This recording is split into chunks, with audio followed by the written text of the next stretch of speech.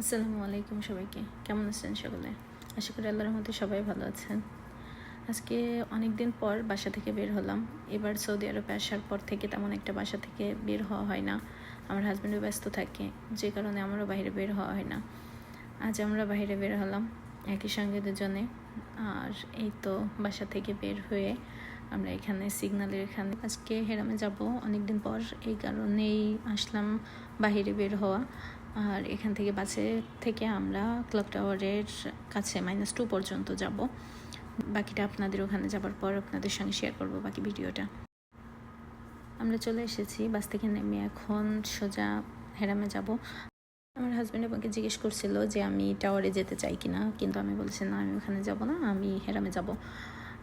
যেহেতু আসার পর এখনও পর্যন্ত আমি হেরামে যাইতে পারি নাই। আসলে আমার সব থেকে মক্কাতে এখানে আসার পর সৌদি আরবে আমার সব থেকে পছন্দের জায়গা, সব থেকে ভালো লাগা শান্তির জায়গায় কিন্তু এটা। আমি আমার খারাপ লাগা ভালো লাগা যে কোনো সময় আমি দেখেছি হেরামে গেলে আমার মনটা অনেক ভালো হয়ে যায়।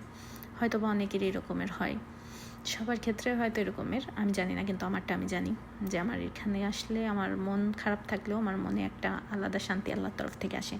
এই তো চলে আসলাম, এখন একটু চেষ্টা করব ভিতরে যাওয়ার জন্য।